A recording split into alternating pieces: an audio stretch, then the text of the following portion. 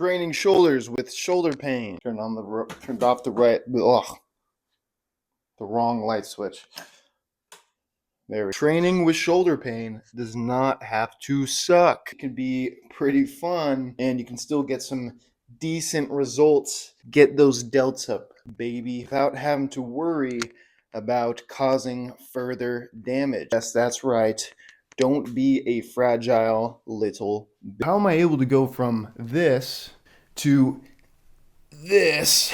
Still pretty fucking small, but I'm getting a lot closer to my ideal physique once again, only 1 year post-operation on my shoulder. Quick little background, I had a Bankart lesion repair, and I had a remplissage, which is due to a Hill-Sachs deformity. Simply put, I had a massive crater in my humeral head, which had to be filled with my infraspinatus tendon. If you're watching this, you've probably seen some videos about how the most important exercise for building your medial delts are the lateral raises, or you've done lateral raises for years and are just now experiencing some pain. Now, do not be worried, there are plenty of workarounds for this, and I'm going to give my 2 cents what has worked best for me and for my clients. Just a disclaimer, this will not work for everybody else, but if you want some more insight and detail into what might actually be going on with your shoulder, send me a DM at Nuance Strength and we can have a quick chat. For me, what's worked best is using 2 simple cues. Now, these 2 cues might go against conventional wisdom or things that have been passed down along the years. They are simply outdated. One of them being that we should retract the scapula and keep the shoulder back and down while we're performing a lateral raise. Not true, because you'll notice immediately when trying to force the shoulders down and raising, that's only going to recreate more of that impingement and that clicking in the shoulder. We want to keep constant tension on the medial delt, and we want to put the shoulder in a favorable position. It's going to be a favorable position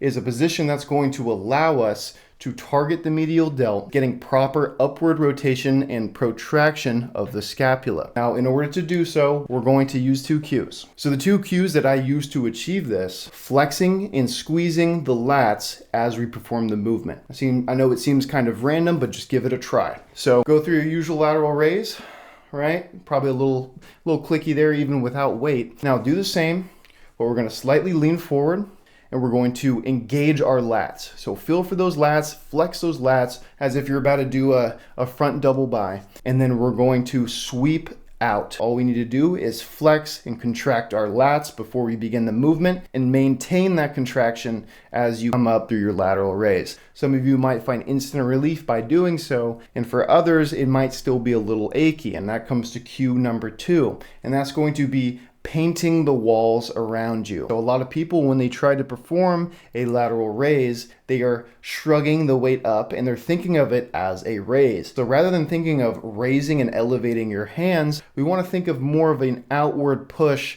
against the walls around us. So pretend you're in the middle of a hallway, you have paintbrushes on the outer parts of your knuckles, and you're trying to paint the walls around you. Now just do so while keeping those lats engaged and staying, I guess this is a 3rd cue, within that scapular plane. So I'll just put a quick visual of what the scapular plane is. Essentially, we're just going to have a slight lean forward and keeping our arms more in this range, slightly out in front of us, about like a 30-45 degree angle, rather than being directly out at our sides. So we're not at a front raise, we're not at a full abduction out to the side. We're going into that kind of in-between area that's known as the scapular plane. 3 things.